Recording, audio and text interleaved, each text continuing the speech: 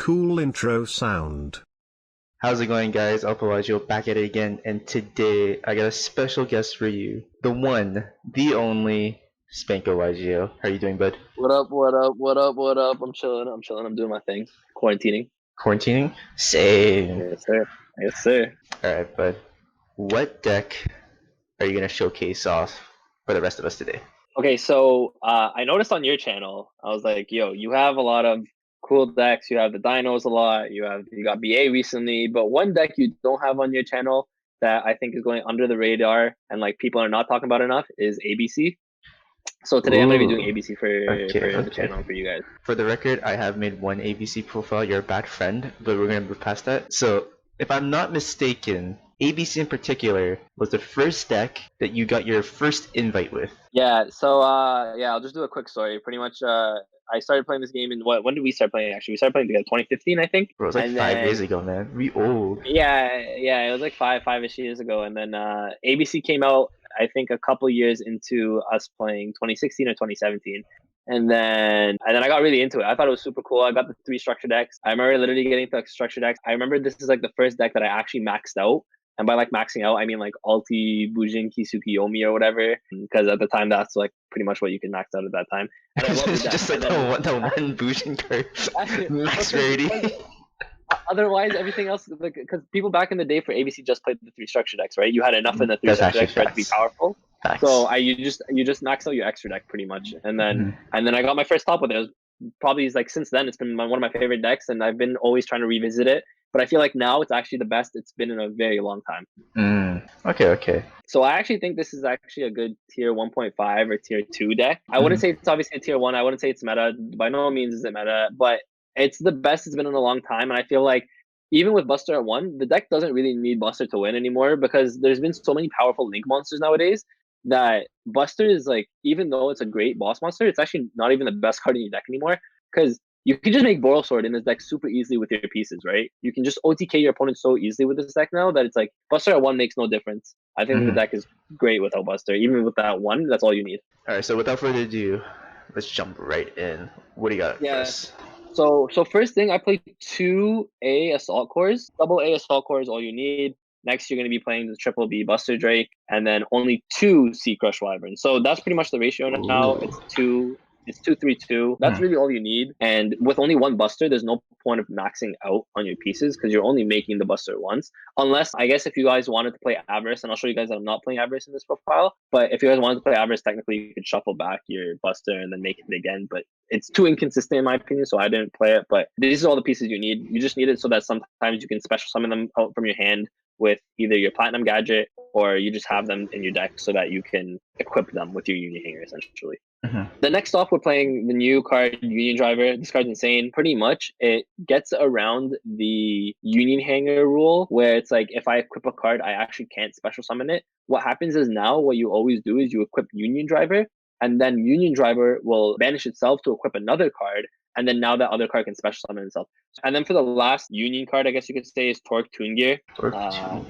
Yeah, Torque Toon Gear. So this card's actually pretty good in itself just because it's a tuner that lets you get into your Needle Fiber. And so if you open really poorly, let's say, with Union Driver, a lot of times you can just equip the Torque Toon Gear, special summon it, and then now you have a Needle Fiber play, right? So that's why you're just playing the 1 Torque Toon Gear. That's all you need. You don't need more than this. Needle Fiber bait, that's pretty much it.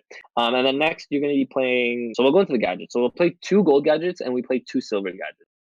So the reason you only play 2 of each is because you don't want your normal summon to necessarily go into your gadgets. Because again, this is one of the parts in the deck that can technically get hit with an imperm. I wanted to avoid that as much as possible. Right? It gets you an extra monster on board, an extra body on board that you can continue your combo. So it's not like you shouldn't play them at all, but I do like to play them just for that like extra monster. But the card that you should be playing for sure at 3 of is Photon Thrasher. So Photon Thrasher is pretty much the same reason for the silver and gold gadgets. It's just an extra monster on board, but it's not a normal summon. It's just special summon, right?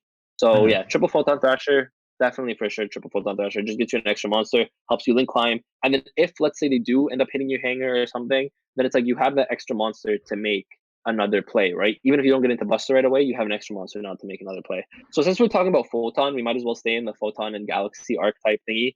So we're playing 3 Galaxy Soldier. This is a card that I actually only played at 2 of for the longest time.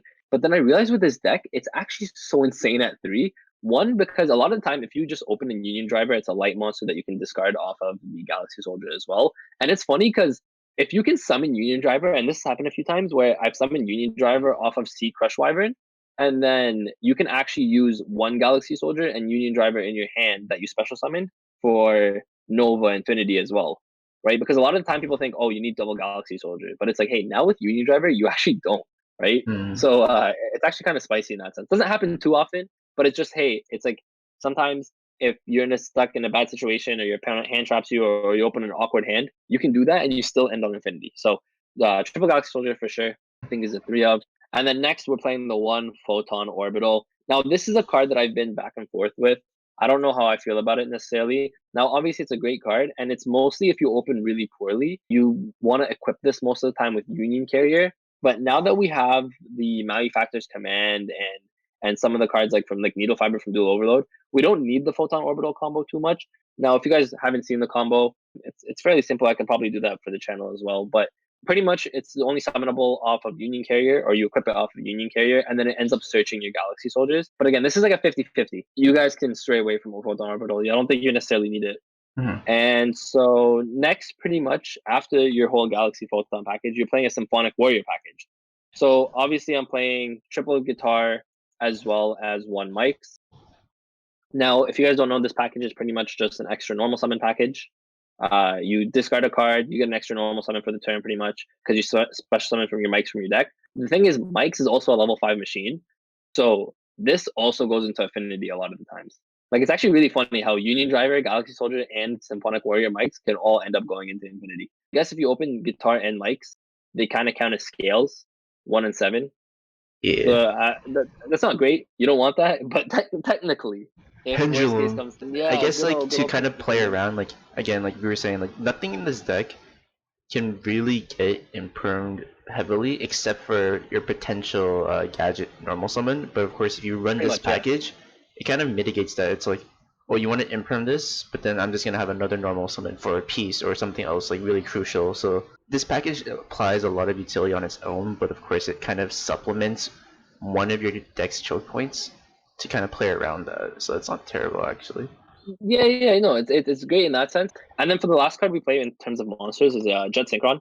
I think I think this is pretty self-explanatory. You could play Mecha Phantom Beast Lion, I guess, as well. It doesn't really matter. I'm not really synchro summoning. It's just something that I summon off of Needle Fiber. If I make it with Torque Toon Gear, I just need something to summon. So I play Jet Synchron. But you guys can play, I guess, technically any level 3 or lower tuner, if I'm not mistaken. So Yeah. it doesn't really matter. It doesn't need to be Jet Synchron. The only reason I picked Jet Synchron is because you get the special summon it out of deck, and then obviously if you link away with it, you can special summon it again from the graveyard. So it's just for link climbing. And then obviously we're gonna move on to spell cards now. So you are playing a heavy monster count, but you kind of need to now. I should mention with the Union Driver, the reason you need to play 2 is because you need 1 in deck always for Union Hanger. So if you open 1, it's not the worst. But if you only played 1 and you opened it, you're in a very bad situation, right? So that's why you play the 2 Union Driver right there. So again, I was just talking about Union Hanger. So triple Union Hanger. I'm pretty sure that's kind of obvious. As well as I guess we could say 1 Terraforming. Terraforming went from 3 to 2 to 1, and because Union Hanger is such a core component of this deck, it just took away so much consistency. But with that being said, there's that new card, Malefactor's Command, which is a quick play from the Machina structure deck. So we are playing 3 of this, and this is pretty much a pseudo Union Hanger. So you can target a machine monster you control and equip an appropriate machine Union monster from your hand or deck to that monster, but the Union monster you equip cannot be special summoned this turn. So Hold that's on, fine. hold on. Wait, what's this thing? How do you spell this thing? Malefactors, Malefactors. I don't know if it's under unauthorized reactivation. I think unauthorized reactivation was the OCG name. Wait, how do I spell? I just realized I can't spell unauthorized. U N. Oh, there we go. Wait, it's You know what? I'm just gonna pretend like I know how to spell that from the beginning. So obviously you're playing 3 unauthorized reactivation or Malefactor's Command. I don't know what this card's name is in the TCG because I haven't seen it in real life. I just always knew it as Malefactor's Command. Whatever, regardless. This is a pseudo Union Hanger for you. And then we are playing triple Called by the Grave. So Called by the Grave just to ensure your combos go off. Then for the 1-ofs, I am playing 1 Reinforcements of the Army. So just because it searches your Photon Thrasher and it makes the deck a little bit more consistent. So yeah, the Photon Thrasher, is really good to search. And like I said, it's one of your best starters because it doesn't lose to Imprim like the gadgets do. So that's why Rhoda into Photon Thrasher is really good. And then obviously, if you open multiple Photon Thrashers, it's not the worst. Because if you have something like a Galaxy Soldier, it's just a light target for your Galaxy Soldier, right? So there's that. I play one Foolish Burial. Sometimes you can kind of combo weirdly where you don't get all 3 pieces in the graveyard. So it's like your Foolish is like, boom, okay, Foolish Burial, there's your last combo piece. And so it's good in that sense. And then you are playing also one Monster Reborn, as well as one Magnets Reverse. I think the card is called Magnets Reverse. Magnets Reverse. Ooh, okay. Yeah. So why this card? Okay, so this card was Pot of Avarice. So remember at the beginning of the video, I was saying how Pot of Avarice was not great in this deck. And so the reason I stick by that still, even through like so much testing with this deck, is because Avarice is really good when you go into the grind game, right? When you can put a bunch of monsters in your graveyard and next like turn 2, turn 3, you can Avarice. It's really good. The problem is you don't want to go into the grind game with this deck. What you want to do is you want to be able to just make a strong turn 1 board, turn 2, try not to let your opponent play as much as possible. And then turn 3, when it comes back to you, you just want to OTK and win. So the reason I played Monster Reborn as well as Magnet Reverse is, well, 2 reasons. So like if my opponent has a big monster in their graveyard, I can just summon something back from their graveyard. But obviously I can summon back something like my ABC Buster back from my graveyard as well with Monster Reborn. So that's just generic. Magnet Reverse is like pretty much Monster Reborn. You can only really target your Buster with this, but that's not the worst thing in the world, because sometimes also keep in mind that Buster, when it tags out to summon the pieces back, it can technically get called by the grave, and you're in a really bad situation if that happens. I'm not gonna lie to you, you're in a really bad situation if that happens. So Magnet Reverse actually kind of counters the call by the grave because it can special summon back a monster that is banished, like a machine monster specifically, that is banished. So a lot of time you're summoning just back ABC Buster. The deck doesn't want to grind anymore. What it wants to do is like I said, turn 1 very strong board, turn 2 try not to let your opponent play, turn 3 when it comes back to you, you just want to OTK. You just want to go for the win. And then Monster Reborn, Magnet Reverse let you do things like that. So now going off to the extra deck, we are playing one Buster, obviously. I don't think that needs explaining. You're really playing Buster in this deck? Wow, okay. Yeah, I know, it's a shame. But yeah, no, you definitely have to play the one Buster. I don't think that's questionable. I play one Cyber Dragon Infinity as well as one Cyber Dragon Nova. I think these are also really consistent to make. I'm not gonna lie to you. A lot of the time, if you open Unihanger in like a piece, and then let's say you open the Galaxy Soldier or you get your Photon Orbital, a lot of the times you can make Nova Infinity as well as your like IP ABC standard, right? So now you have IP ABC plus Infinity, which a lot of the time your opponent is not playing around that, to be honest with you. Like there's no way they're gonna out that. And then I'm playing one Abyss Dweller. This deck can make rank 4s really well, and it's like the most generic rank 4 and the best rank 4 that you really want to go into. And then for your link monsters, the rest of the monsters you're playing are link monsters. So no synchro monsters, even though you're playing Jet Synchro and whatnot. No synchro monsters, you don't need them. You're playing a Boral Sword. Again, like I said, you know how people used to say Boral Sword was an honorary Orcus monster? Well, Boral Sword is also an honorary ABC monster because you can make it just as easy in ABC. So yeah, that's something you're always going to go into. Turn 3, you're pretty much always going to Boral Sword. Then you're playing one Apollo, because Apollo on your opponent's turn, again, that's a lot of the time IP can go into Apollo, and then that's how you're just going to be stopping your opponent. One Topologic Trizbana. I think, okay, so Trizbana is like good because you lose to those backward decks, and this deck can make Trizbana really easily as well as get off its effect. So that's why I think Trizbana is really good in this. You really want to just blow out those backrow decks, right? Because like I said, you can make Boral Sword so easy in this deck that it's like, okay, you're not worried about monsters when your opponent sets 4, right? Why not just make the Trizbana with the IP instead of like something like an Apollo, right? So it's just like another target. Instead of making Apollo, you can make Trizbana.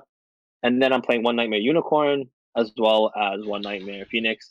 I think that's pretty like standard. I'm not playing Cerberus. Cerberus not that great. Plus, Buster gets rid of everything anyways, so you don't really need Cerberus. I'm playing one Cleafort Genius. Now, I only playing the Cleafort Genius because it's a generic link too. It's not really one that you're going to be going into often, and this is actually the one that I was going to mention. If you guys want to swap it out for something else, this is the one you can swap out in your extra deck. Whether you want to play like, if you did want to play like, let's say a Cerberus, or you did want to play, let's say something like a Synchro Monster. I personally just like Genius just because it's a generic link too. But again, you don't need to make it. People underestimate Genius actually going second as well, because what happens is you can target a card on your field and target a card on your opponent's field and then negate both their effects. And then this card also isn't affected by spell or trap card effects or monster effects other than link monsters. Yeah. So like it's very underrated. People don't go into it enough. And when I play ABC, I'll go into it and use the effect, and people be like, Wait, what? Yeah, and it's just something people don't think about. But if you're actually like a competent ABC player, not just other ABC players.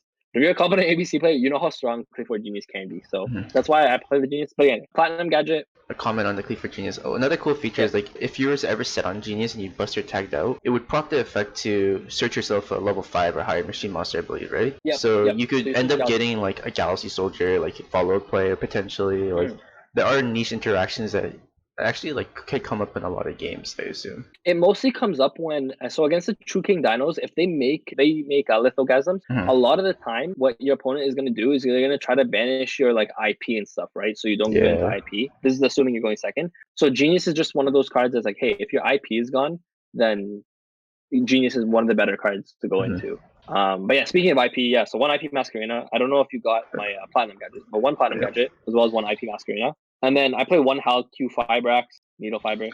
Yeah, I really hate this name. I only recognize it when you said Needle Fiber. Man. Yeah, I only recognize it as Needle Fiber, but I'm actually surprised I said Hal Q Fibrax so well. I said it again. Let's go.